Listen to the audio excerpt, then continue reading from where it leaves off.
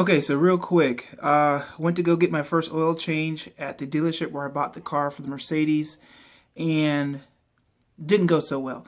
So they basically said that they don't work on Mercedes, even though that's where I bought the car from. Bought it from a LaFontaine dealership, very reputable, multiple dealerships across Michigan, but they just could not service my car. Apparently, the place said they could. They wanted me to drive all the way over there. They offered fully synthetic oil changes, but they just got freaked out over Mercedes, which I think is ridiculous.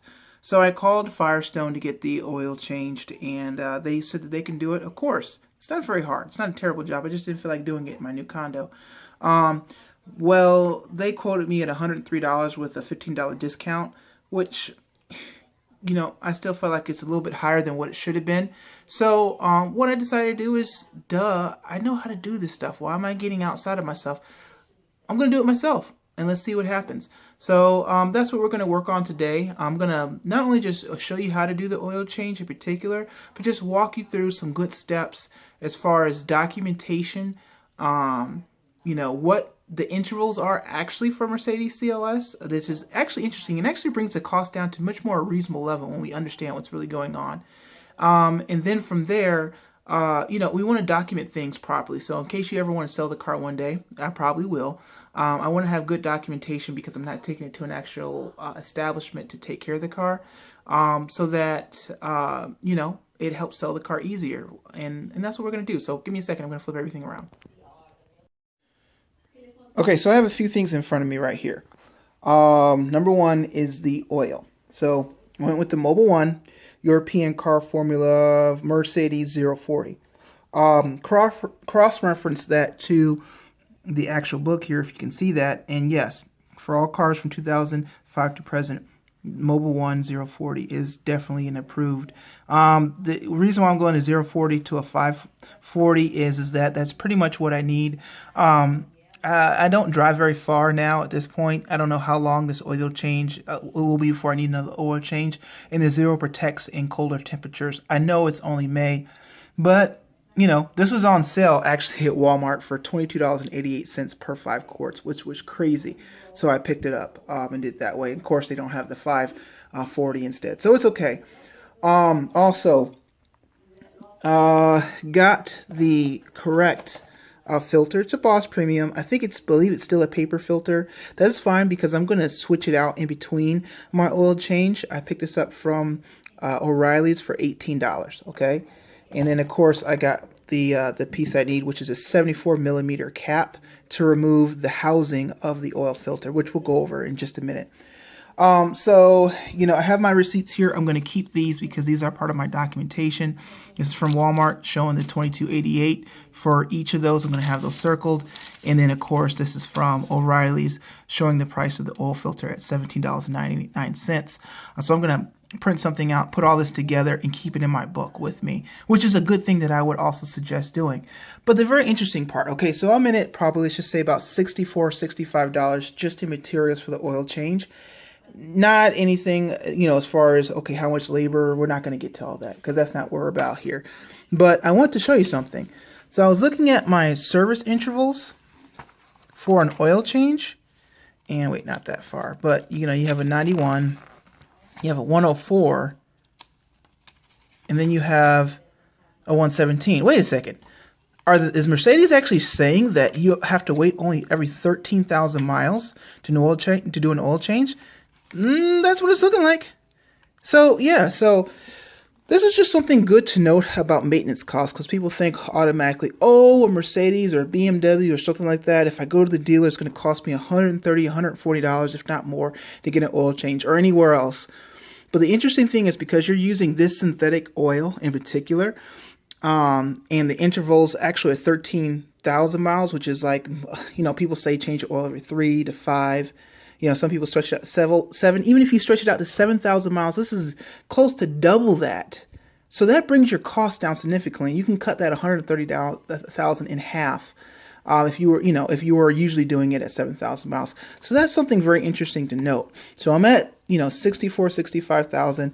I'm going to get 13,000 miles. Now, to note, the Mercedes guy, the official guy, the guy with the actual lab coat, that guy gave some good specifications in saying, first of all, he actually said to use a microfilter or a microfiber filter, which would last longer, which I could not find just today. I will later. But he also said that while he thinks the oil can last that long, the filters will probably not last that long. And the wonderful thing about the Mercedes is, which we'll see in just a moment, where the filter is mounted, it's up at the top, so you can change the filter without wasting all your oil away, which is something that I probably will do around 6 to 7,000 miles of this oil life, and then keep everything fresh and running good. So, okay, we got our products down. We know we're using the right type of oil. We know what our intervals are. Let's get to the work, okay? Okay, so now we're going to take a look at where the filter is actually located on this car, okay? Because from here, you think, oh, I must have to go underneath to get to it. No, sir, you do not.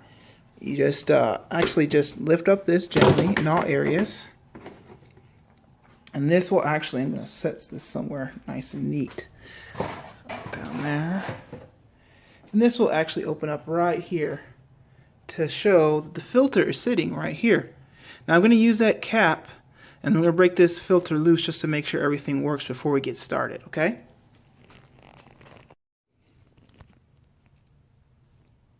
Okay, so progress report.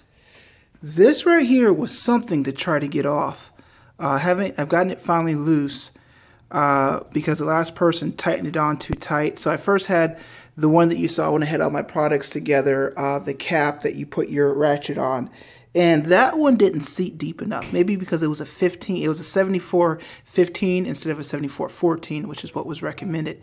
So I went back and got this thing, which is your normal type of filter wrench that gives you a lot more depth, but you don't have a lot of clearance. In this particular model of car, you don't have a lot of clearance. So that's where I ran into some issues. I actually had to take a hammer, as you can see right there, and lightly tap on it to loosen it up. It took a lot of patience and a lot of time, and it's starting. I don't know if you can see it now. I gotta do it with two hands, but it's starting to become movable. I just had to kind of tap at the corners of here to get it loose without destroying. There's actually hexagonal sides on it, so you don't want to destroy those in case you get the right wrench next time, and it'll move. I'll show you what I got when I have it off.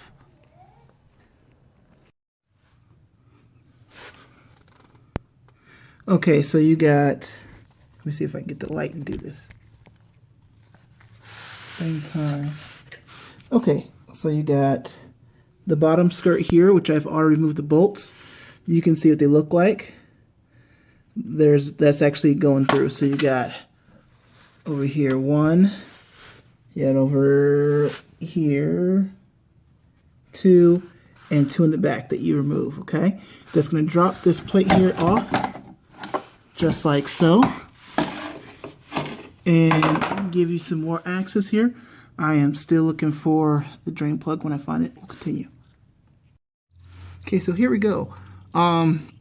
The remainder of the oil is just dripping down here. I have a little spill area. I had this cardboard here, and it was perfect when it was draining far out, and I just wasn't paying attention when I first grabbed my phone, and as it slowed down, it started going off to the side there and down. But yeah, so this was a 13mm bolt, just as a reference point. Here's your cross members here and here, so it's a little bit further back than there. It's on the driver's side, and you loosen it, put it back, make sure you don't forget about your washer. Okay, more updates. Okay, so continuing on, we've drained the oil, put the plug back in. Actually, I've already put the 8.5 quarts. I'm going to top it off. It's really, I think, supposed to be 8.8 quarts. But what I'm going to do is finish up the filter part. And then let's see if I can see it from this side. You cannot. I'll show you from the other side where the oil dipstick is. And as you can see, the red all the way in the back there would be the oil dipstick there. So once we finish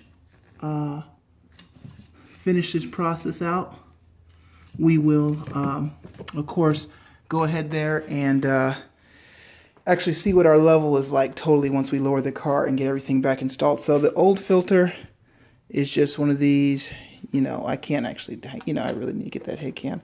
But you can pop it out just like this, and it should, and hey, I can do this with one hand, come out totally, just like that. And then you just install the new cartridge, which is sitting right in here. And I'm going to put the phone down to do that. But again, here's the old, looks pretty interesting here. I can't tell initially. This looks just like a paper. I don't think this was. I don't believe this was one of the microfiber filters. So I'm going to get it all back together, and we're going to see what we got once we balance out the oil. I'll show you that. All right.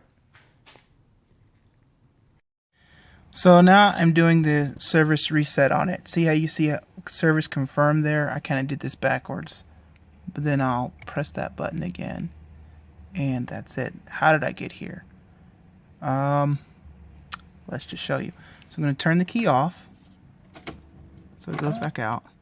So what you can do is put in your key, put it in the one position. Now you want to be on the miles per hour or temperature. Press that 3 times. The reset button over here 3 times, then up arrow, up arrow, up arrow, up arrow. Service menu calculating. I guess that's because I just reset it. But let's see here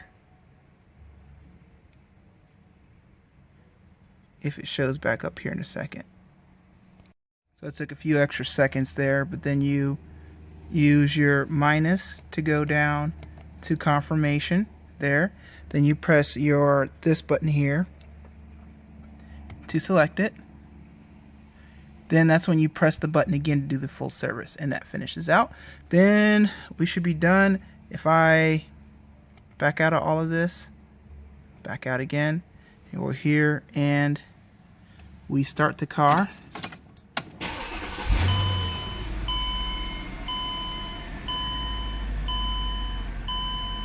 As you can see, it starts with no message about service. So sweet. Job done. Alright guys, I hope this helps you out and gives you confidence to get this done. Alright, bye.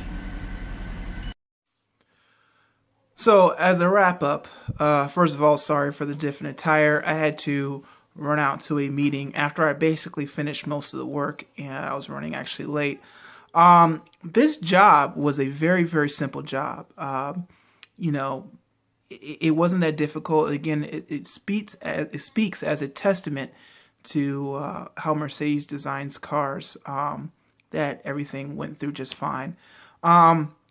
Major pain points in this process. The filter housing was a little bit difficult because of the particular type of screw, or the fastener was wrong. It was too shallow. So I went back to AutoZone it, and it took a little finessing as I brought out my video. But besides that, the car's up and running. It's fine. Everything's good. And again, I'm going to say this. Shame on you, dealership. And I'm going to name drop LaFontaine. Because this was not something difficult. It wasn't something special. It was a very, very basic job to do. And you made a mountain out of a mustard grain by saying that this car required all of these things. I bought the oil, recommended for Mercedes from Walmart. This job cost me $65 to do myself, and I won't have to do it for another 13,000 miles. You know, everyone wants to charge these high prices for oil, and it's just simply just not there. If I can buy it for, you know, $45 at retail price, what are they getting it at wholesale price? So again, you know, you drop the ball on that level on dealership. But you know, as education goes, as people on YouTube have helped me, you know, this is why we do this. This is why we post, because it gives us ultimately confidence to be able to own these type of cars, and to do maintenance on them ourselves, and not cost us a bundle of money. Because basically, I just did my oil change cheaper than if I had a Honda Civic or something. And really, if you think about it, me being able to go $13,000 on $65 is actually quite a bit cheaper. So I hope you enjoyed the video. Like it if you do. Let me know if there's something that I didn't do well or that I need to work on. And I appreciate you guys watching. All right, take care, guys. Bye.